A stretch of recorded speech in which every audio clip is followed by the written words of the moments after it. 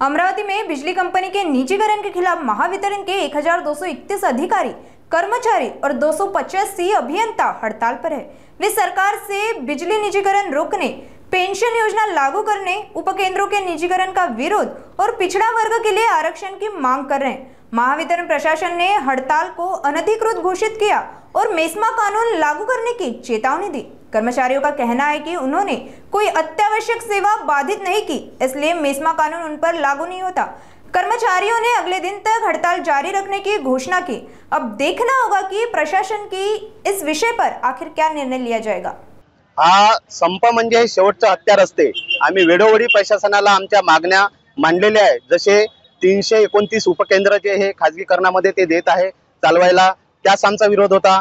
आमची पेन्शन योजना जी आहे ती लागू करावी ही सुद्धा आमची मागणी होती। त्याचप्रमाणे ट्रान्समिशनचे जे आहे 200 कोटीच्या वरचे जे प्रकल्प आहे ते खाजगी कंपनीला चालवायला हे देत आहे। जलविद्युत प्रकल्प जे आहे त्यांचा 99 वर्षाचा करार संपलेला आहे आणि ते परत करार रिन्यू न करता खाजगी कंपनीला ते देत आहे। आणि 2021 चा जो जीआर होता, जो मागासवर्गीयांना प्रमोशन पासून डावलण्याचा शासनाचा जो जीआर होता, तो जीआर 8 जानेवारी 2022 ला माननीय कोर्टानं यांना आदेश दिलेले आहे की तुमच्या बेसिसवर तुम्ही निर्णय घेऊन मागासवर्गीयांचं हे जे प्रमोशन तुम्ही थांबवलेलं आहे ते सुरू करण्यात यावं। परंतु ते सुद्धा प्रशासनानं केलेलं नाही। त्यामुळे आमचे बरेचसे लोक, जवळपास 30-35% लोक आज प्रमोशन पासून वंचित आहे। ती सुद्धा आमची मागणी आहे। त्यामुळे आम्ही हा 72 तासाचा आमची जी कृती समिती आहे 7 संघटनांची, हा 72 तासाचा संप आम्ही ठरवलेला होता। आणि काल प्रशासनानं आमच्यावर मेस्मा अंतर्गत मुंबईच्या लेबर कोर्ट मध्ये हे दाखल केलेलं आहे प्रपत्र। परंतु आमचं म्हणणं असं आहे की मेस्मा तेव्हाच लागू होतो जेव्हा अत्यावश्यक सेवा तुम्ही बाधित करता।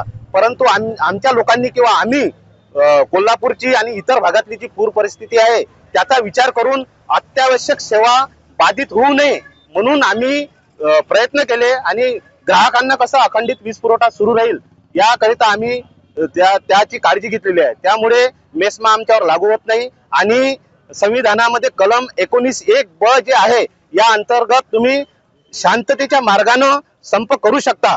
त्यामुळे आम्ही कोणताही गुन्हा केलेला नाही आहे। त्या प्रशासनाविरुद्ध जे खाजगीकरण आहे आणि जे काही रिस्ट्रक्चरिंग या एकतर्फी लागू केलेलं आहे, आमच्या या रिस्ट्रक्चरिंगला विरोध नाही आहे। परंतु आमचं म्हणणं असं आहे का ज्या 30-35 हजार ज्या आमच्या वॅकन्सी आहे त्या पूर्वी भरा।